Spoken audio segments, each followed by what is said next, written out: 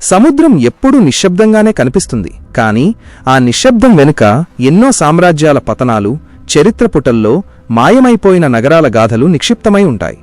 ప్రపంచవ్యాప్తంగా సముద్ర గర్భంలో ఎన్నో రహస్యాలు దాగి ఉన్నాయని శాస్త్రవేత్తలు చెబుతుంటారు.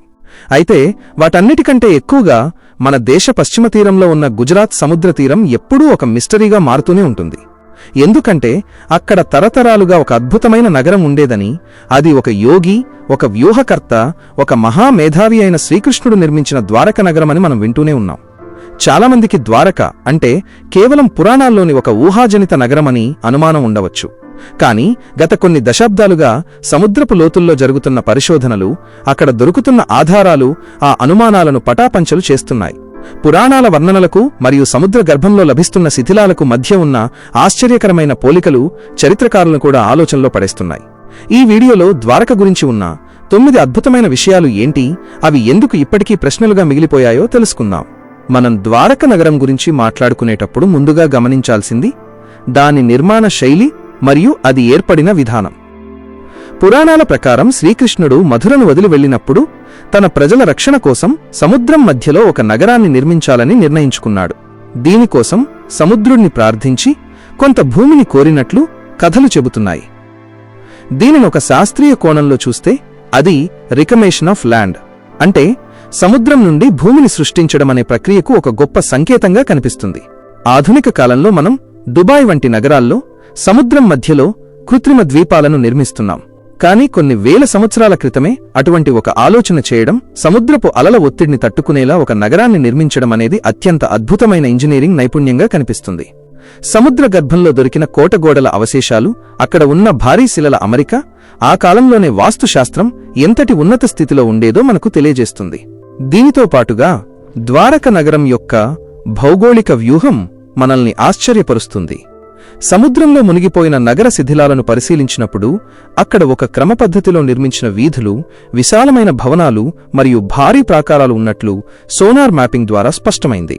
పురాణాల్లో ద్వారకను 6 విభాగాలుగా విభజించినట్లు, అందులో రక్షణ కోసం కోటలు, నివాస గృహాలు మరియు వ్యాపార కేంద్రాలు ఉన్నట్లు వర్ణనలు ఉన్నాయి. సముద్రం లోపల దొరికిన నిర్మాణాల ఆకృతి కూడా దాదాపుగా ఇదే శైలిలో ఉండటం ఒక యాదృచ్ఛికం కాదు. ఇది ఒక సుశిక్షితుడైన వ్యూహకర్త తన ప్రజల భద్రత కోసం ముందుచూపుతో నిర్మించిన నగరమని అర్థమవుతుంది. ముఖ్యంగా ద్వారక కేవలం ఒక నివాస ప్రాంతం మాత్రమే కాదు, అది ఒక అద్భుతమైన అంతర్జాతీయ వ్యాపార కేంద్రంగా విలసిల్లిందని చెప్పడానికి సముద్రంలో దొరికిన రాతి లంగర్లు ప్రత్యక్ష సాక్ష్యాలుగా నిలుస్తున్నాయి. సముద్రపు లోతుల్లో సుమారు 30 మీటర్ల లోతులో దొరికిన భారీ రాతి లంగర్లు ఆ కాలపు నావికా బలాలని మరియు వర్తక వాణిజ్యాల ప్రాముఖ్యతను చాటి చెబుతున్నాయి. ఇవి సాధారణ రాళ్లు కావు, ఇవి ఓడలను నిలబెట్టడానికి ఉపయోగించే లంగర్లు. ఇవి చూస్తుంటే ద్వారక ఒకప్పుడు ప్రపంచంలోని వివిధ దేశాలతో సముద్ర మార్గం ద్వారా వ్యాపారాలు చేసే ఒక ప్రముఖ రేవు పట్టణమని స్పష్టమవుతోంది. ఆ కాలంలోనే సముద్ర ప్రయాణాలు చేయడం, భారీ ఓడలను నడిపించడం మరియు ఇతర ఖండాలతో సంబంధాలు కలిగి ఉండటం అనేది ఒక అద్భుతమైన విషయం. శ్రీకృష్ణుడు ద్వారకను ఎంచుకోవడానికి గల కారణం కూడా ఇదే కావచ్చు. శత్రువుల నుండి రక్షణ పొందడమే కాకుండా ఆర్థికంగా నగరాన్ని బలోపేతం చేయడానికి సముద్ర మార్గం ఎంతో ఉపయోగపడుతుందని ఆయన ముందే ఊహించారు. మరో ఆశ్చర్యకరమైన విషయం ఏమిటంటే ద్వారక నగరం అదృశ్యం కావడం. పురాణాల ప్రకారం శ్రీకృష్ణుడు తన అవతారాన్ని చాలించిన తర్వాత ద్వారక నగరం సముద్రంలో మునిగిపోయింది. మహాభారతంలోని మౌసల పర్వంలో అర్జునుడు ద్వారక నగరాన్ని సముద్రం కమ్మేస్తుండటాన్ని కళ్లారా చూసినట్లు వర్ణించబడింది. నేటి సముద్ర భూగర్భ శాస్త్రం ప్రకారం చూస్తే సముద్ర మట్టాలు ఒక్కసారిగా పెరగడం లేదా భారీ సునామీ రావడం వల్ల తీరప్రాంత నగరాలు మునిగిపోయే అవకాశముంది. శాస్త్రవేత్తలు సముద్ర గర్భంలో లభించిన శిథిలాలను కార్బన్ డేటింగ్ మరియు ఇతర పద్ధతుల ద్వారా విశ్లేషించినప్పుడు ఆ నగరం ఒకేసారి మునిగిపోయి ఉండవచ్చని అభిప్రాయపడుతున్నారు. పురాణాల్లో చెప్పబడిన ఆ ప్రళయం మరియు సముద్రపు లోతుల్లో కనిపిస్తున్న విచ్ఛిన్నమైన గోడలు రెండూ ఒకే వాస్తవాన్ని సూచిస్తున్నాయి. ఇది కేవలం ఒక కల్పిత కథ కాదు, ఒక చారిత్రక విపత్తు అని మనకు అర్థమవుతుంది. ద్వారక పరిశోధనల్లో బయటపడిన ముద్రలు మరియు లోహపు వస్తువులు మరొక అద్భుతమైన విషయాన్ని మన ముందుకు తీసుకువస్తున్నాయి. హరివంశ పురాణంలో ద్వారక నగర ప్రజలకు శ్రీకృష్ణుడు కొన్ని ముద్రలను కేటాయించాడని, నగరం లోపలికి ప్రవేశించాలంటే ఆ ముద్రలుండాలని చెప్పబడింది. ఆశ్చర్యకరంగా సముద్రంలో జరిగిన త్రవ్వకాల్లో ఒకే రకమైన చిహ్నాలు కలిగిన చిన్న చిన్న రాతి ముద్రలు లభించాయి. ఇవి ఒకప్పుడు గుర్తింపు కార్డుల్లో ఉపయోగించేవారని భావిస్తున్నారు. ఆ కాలంలోనే ఒక వ్యవస్థీకృతమైన పరిపాలన, గుర్తింపు కార్డుల వంటి ఆధునిక పద్ధతులు ఉండటం మనల్ని ఆశ్చర్యపరుస్తుంది. అలాగే అక్కడ దొరికిన ఇనుము మరియు ఇతర లోహపు వస్తువుల నాణ్యత ఆ కాలపు లోహశాస్త్ర అభివృద్ధిని తెలియజేస్తుంది. ఇవన్నీ చూస్తుంటే ద్వారక ఒక అత్యంత ఆధునికమైన మరియు సంపన్నమైన నగరమని స్పష్టమవుతోంది. ఇక్కడ మనం గమనించాల్సిందేమిటంటే, ద్వారక నగరం యొక్క ఉనికి కేవలం భారతదేశానికి మాత్రమే పరిమితం కాలేదు. దీని గురించి విదేశీ యాత్రికుల రచనల్లో కూడా ప్రస్తావనలు ఉన్నాయని చరిత్రకారులు చెబుతుంటారు. సముద్రంలో దొరికిన మట్టిపాత్రల శైలి మరియు ఇతర కళాఖండాలు ఆ కాలపు ఇతర నాగరికతలతో పోలి ఉండటం గమనార్హం. ఇది ఒక అంతర్జాతీయ సంబంధాలు కలిగిన ఒక గ్లోబల్ సిటీ అని చెప్పవచ్చు. దీనితో పాటుగా ద్వారక యొక్క ఆధ్యాత్మిక ప్రాముఖ్యత మరియు సామాజిక జ్ఞాపకశక్తి గురించి కూడా మాట్లాడుకోవాలి. ఒక నగరం మునిగిపోయి వేల సంవత్సరాలు గడిచినా ఆ నగరం గురించి కథలు, పాటలు మరియు నమ్మకాలు తరతరాలుగా ప్రజల మనస్సులో సజీవంగా ఉన్నాయంటే దానికి ఏదో ఒక బలమైన వాస్తవ పునాది ఉండాలి. భౌతిక సాక్ష్యాలు మునిగిపోయినా ప్రజల సాంస్కృతిక జ్ఞాపకశక్తిలో ద్వారక ఇంకా సజీవంగానే ఉంది.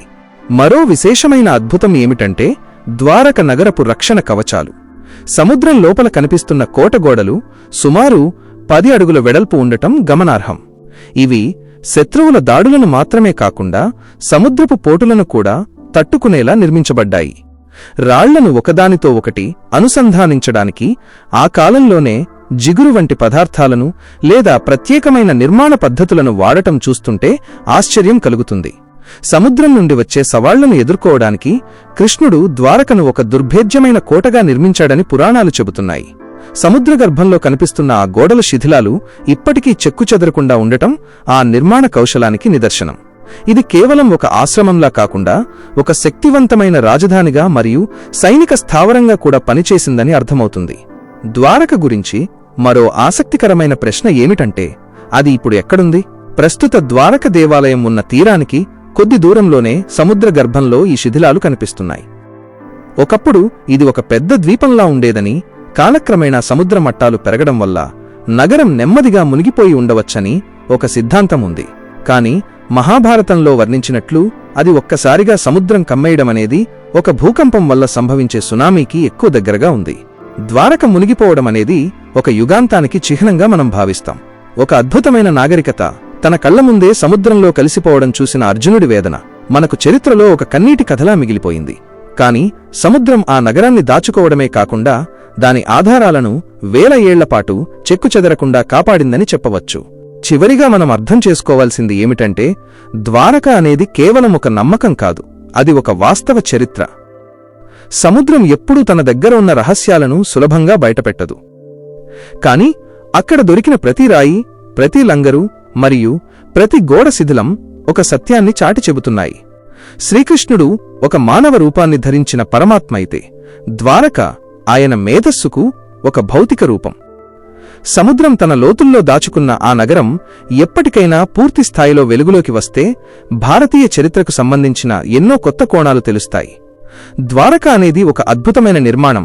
అది ఒక మహామేధావి యొక్క స్వప్నం మరియు ఒక మహోన్నతమైన నాగరికతకు ప్రతిబింబం. ఇప్పటికీ సముద్రం చేసే ఆ హోరులో ద్వారక నగరం యొక్క కీర్తి వినిపిస్తూనే ఉంటుంది.